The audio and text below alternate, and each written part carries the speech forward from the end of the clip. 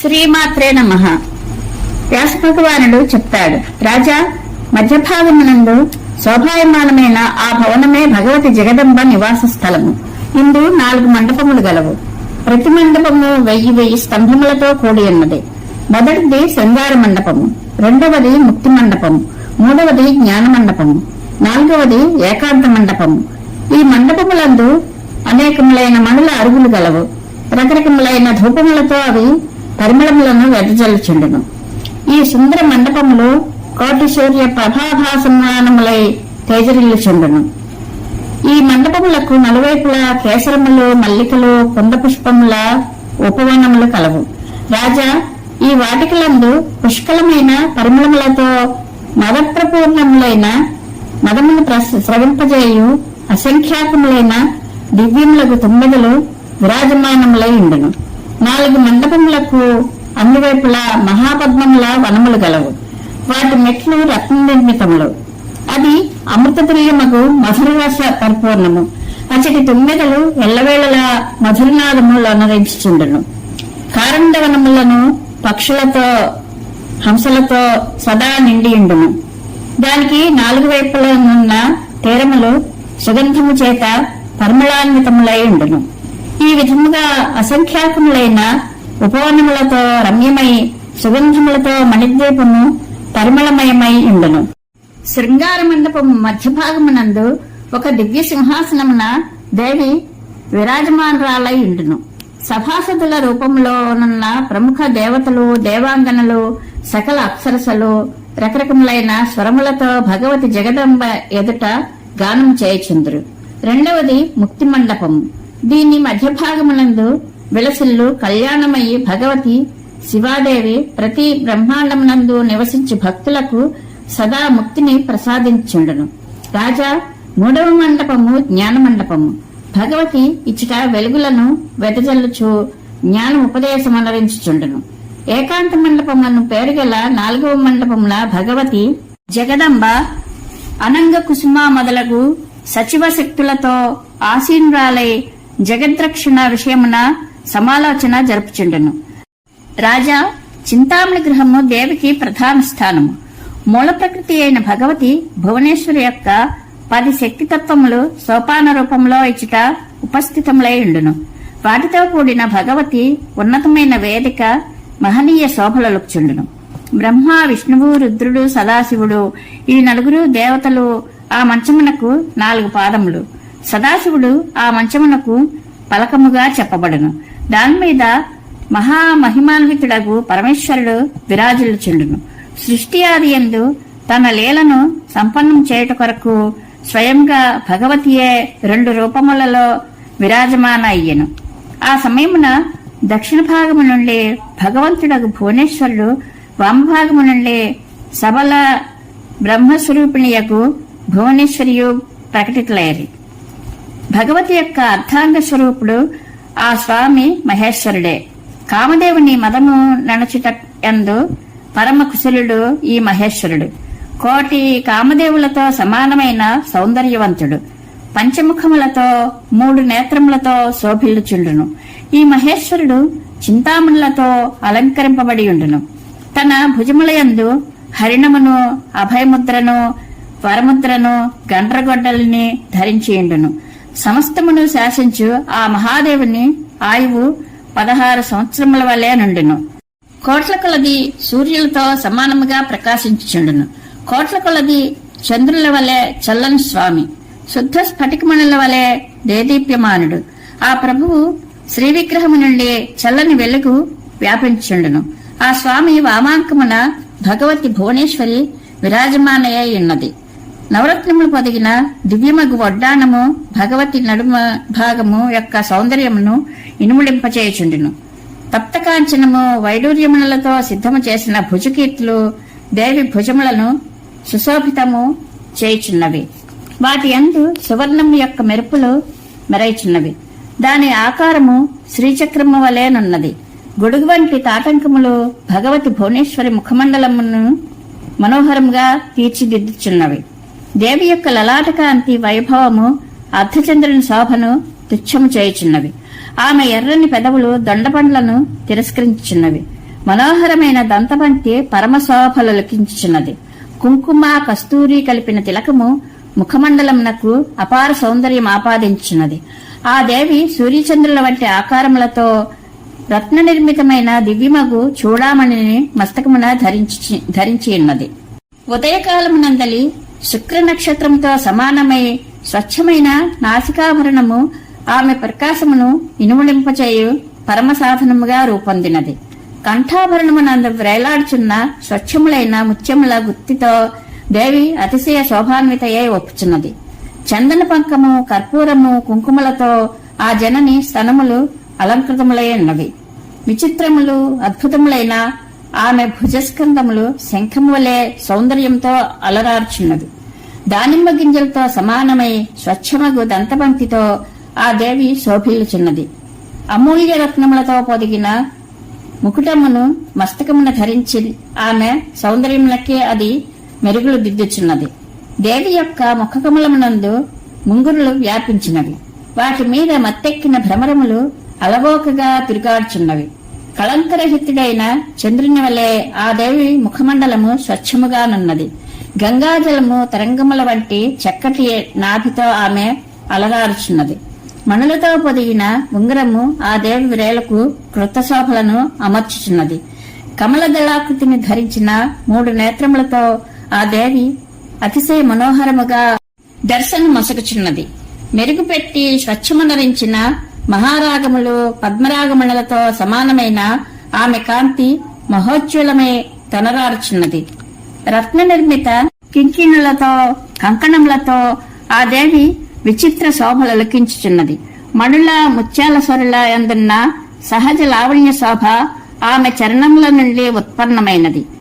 రత్నమయ విశాలములైన వ్రేళ్ల ప్రభా సమూహములతో ఆ దేవి కరకమలములు శోభిల్లుచున్నవి. ఆమె రవికపై పొదిగిన వివిధ రత్నముల కాంతులు ఆ ప్రదేశములందంతటను వ్యాపించుచున్నవి. మల్లెల పరిమళముల చేత ఆ దేవి కొప్పు సొబగులించున్నది. కొప్పు ముడియందు ధరించిన మల్లె దండ మీద భ్రమరములు వ్రాలి చుమ్మని శబ్దం చేయుచు భగవతి భువనేశ్వరి ముఖమును చుట్టుముట్టుచున్నవి. గుండ్రని దృఢమైన ఉన్నతమై అతిశయించిన ఉరోజభారము చేత భగవతి శివాదేవి కొంత అలసిపోయినట్లుగా కనిపించున్నది. ఆమె 4 భుజములు పాశ అంకుశ వర అభయముద్రలతో సుశోభితములై ఉన్నవి. ఆ దేవి సకల శృంగారములతో సంపన్నయై అత్యంత సుకుమారమైన వ్రేళ్లను కలిగి సకల సౌందర్యములకు ఆధారభూతయై సర్వస్వమై నిష్కపటమైన కరుణామూర్తి అయి ఒప్పార్చున్నది. భగవతి స్వయముగా తన మధుర స్వరముతో వీణాస్వరమును తుచ్చిమనరించుచున్నది.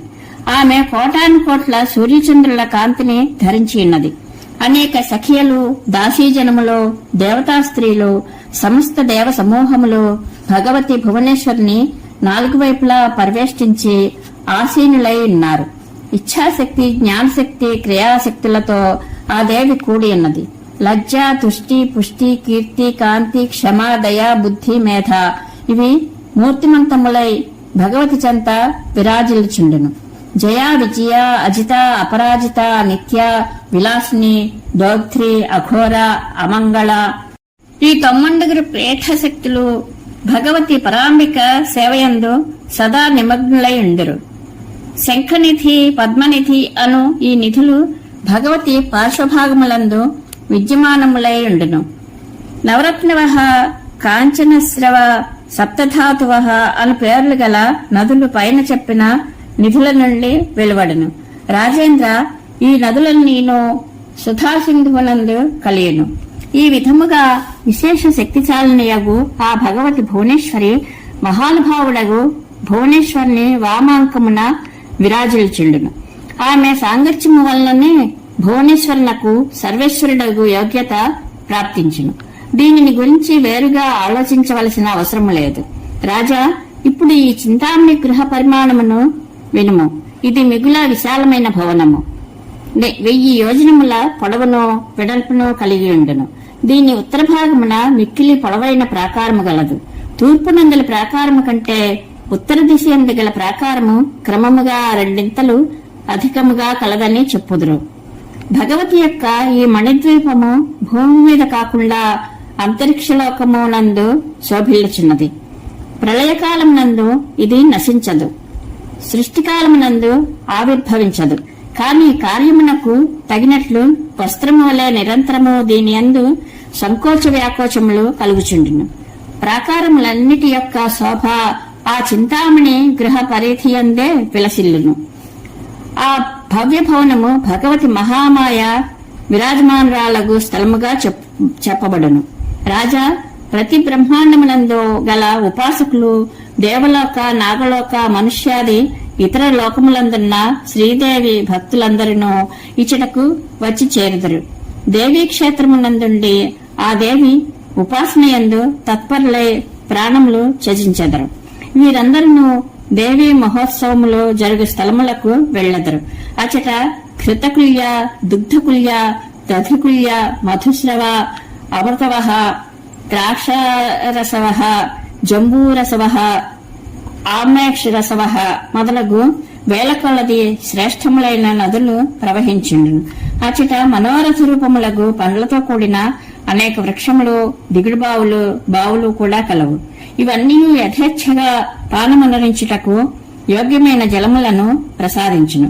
ఇందులో ఏమాత్రమునూ కొరతలేదు. మణిద్వీపమునందు రోగము చేత ఎవ్వరి శరీరమును కృషించదు. ఎప్పుడునూ వృద్ధాప్యము తన ప్రభావమును చూపజాలదు. ఆ దివ్యధామము చింత, మాత్సర్య, కామ, క్రోధరహితమైనది. అచటనున్న వారందరూ యౌవన సంపన్నులు. తమ భార్యలతో కూడి వేల కొలది సూర్యుల వలె తేజస్సంపన్నులై ఎందరు. అచట స్థితులై భగవతి భువనేశ్వరిని నిరంతరము ఉపాసించు వారి అందుండి ఎంతో మంది సాలోక్యముక్తిని, ఎంతో మంది సామీప్యముక్తిని పొంది ఉన్నారు. కొందరు శ్రేష్ఠులైన ప్రాణులు సాష్ట్యతను పొందిరి. ప్రతి బ్రహ్మాండమునందున్న దేవతల సమాజములు మణిద్వీపమునందుండి భగవతి జగదీశ్వరిని ఉపాసించెదరు. 7 కోట్ల మహామంత్రములు మూర్తిమంతములే భగవతి ఆరాధన యందు తత్పరులై ఇందురు. సామ్యావస్థనందున్న శివాదేవి కారణం బ్రహ్మస్వరూపయని చెప్పబడును. ఆమె మాయామయమగు సబల విగ్రహమును ధరించిండును. సకల మహావిద్యలు సదా ఆమె సేవయందు సంలగ్నలై ఉందురు. రాజా, ఇట్లు నేను మణిద్వీపం యొక్క అతిశయ మహిమను తెలిపితిని.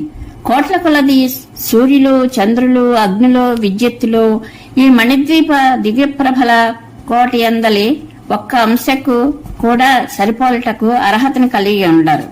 ఈ పురమునందు ఒక చోట ముత్యముల వంటి ప్రకాశము వ్యాపించి ఉండును. కొంత భాగము మరకత మండల యొక్క సౌందర్యమును ధరించి ఉండును. ఇంకొక చోట విద్యుత్తు వలె సూర్యుని వలె మెరైచుండును. మరి ఒక చోట మధ్యాహ్న కాలమునందలి ప్రచండమైన సూర్యుని తాపమా అన్నట్లు దృష్టి గోచరమాగుచుండును.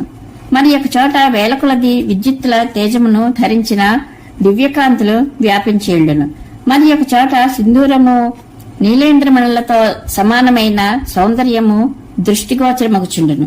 కొన్ని దిశాభాగములు కాంతియందు దావానలముల వలె, తప్తకాంచనముల వలె శోభిల్చుండును. కొన్ని స్థలములు చంద్రకాంతమణులు, సూర్యకాంతమణుల రాళ్ల చేత నిర్మించబడినవా అన్నట్లుండును. ఈ పురము యొక్క శిఖరము రత్నమయము, ప్రాకారములు, గోపురములు రత్న నిర్మితములు. రత్నమయములైన వృక్షములతో, ఆకులతో, పువ్వులతో ఈ నగరము చక్కగా అలంకరింపబడి ఉండును. ప్రకాశవంతమైన ఈ నగరమునందు దివ్య మయూరములు ఎల్లవేళలా నృత్యం చేయుచుండును. పావురములు శబ్దమాలరించుచుండును. కోకిలలు కుహుకుహునాదములతో నినదించుచుండును. చిలుకలు మధురవచనములతో ఈ నగరమును ప్రతిధ్వనింప చేయుచుండును. ఈ నగరమునకు చుట్టూ రమ్యమై స్వచ్ఛమైన జలములు గల లక్షల కొలది సరోవరములు పరివృతమై ఉండును. మణిద్వీపు మధ్యభాగమునందు వికసించిన రత్నమయ కమలములతో ఈ నగరము అనుపమ శోభలలుచుండును.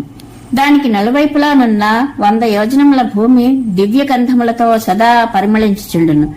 మందగమనముతో వీచు వాయువులు వృక్షములను మెల్లమెల్లగా కదిలించుచుండును. చింతామణి సమూహముల వెలుగులతో ఆకాశము కళకళలాడుచుండును. సర్వత్రా చెల్లాచెదరై పడి ఉన్న రత్నప్రభలతో దిశలన్నీయు అగ్నివలే ప్రకాశించుండును. వృక్షముల మధుర సుగంధములతో కూడిన సౌఖ్యదాయకమగు పవనములు సదా పరిపూర్ణముగా వీచుచుండును. రాజా 10,000 యోజనముల వరకు మెరైచుండెడి మణిద్వీపము ధూపము చేత శ్రేష్టమైన పరిమళములను వెదజల్లుచుండును. దర్పణములతో కూడి ఈ మణిద్వీప దిశలు చింతామణుల జ్యోతిపుంజములతో శోభలలుకుచు అందరి మనస్సులను ముగ్ధము చేయుచుండును. రాజా సకలైశ్వర్యములు, శృంగారములు, సర్వజ్ఞతలు, తేజస్సులు, పరాక్రమములు, ఉత్తమ గుణములు, దయలు ఈ మణిద్వీపమునందే సమాప్తములగుచున్నవి. రాజు యొక్క ఆనందము నుండి మొదలుకొని బ్రహ్మలోకము వరకు ఉన్న ఆనందములన్నీను ఈ నగరమునందు విద్యమానములై ఉన్నవి. రాజా, ఈ మణిద్వీప మహిమను నీకు వర్ణించి తెలిపితడి. మహాదేవి యొక్క ఈ పరమధామము అన్ని లోకముల కంటే మిక్కిలి శ్రేష్టమైనది. ఈ మణిద్వీపమును స్మరించినంతనే సకల పాపములు నశించును. మరణ సమయమున మణిద్వీపమును స్మరించిన ప్రాణి ఆ ధామమునకే వెళ్ళును. 8వ అధ్యాయము మొదలుకొని ఇప్పటి వరకు ఈ విషయమును అధ్యాయ పంచకమని చెప్పుదురు. జాగ్రత్తగా నిత్యము దీనిని పఠించిన ప్రాణులు భూత ప్రేత పిశాచాది బాధల నుండి ముక్తులగుదురు. నూతన గృహ నిర్మాణము లేక వాస్తుదేవతను పూజించే సమయమున యత్నపూర్వకముగా దీనిని పఠించిన వారికి శ్రేయస్సు లభించును అని వ్యాస భగవానుడు జన్మేజయునకు చెప్పెను. భగవతి భువనేశ్వరి నివసించు దివ్య పరంధామమైన మణిద్వీప వర్ణనము శ్రీమద్దేవి భాగవతములోనిది. పరమేశ్వరీ సమేత పరమేశ్వరానుగ్రహ ప్రాప్తిరస్తు. శుభం భూయాత్.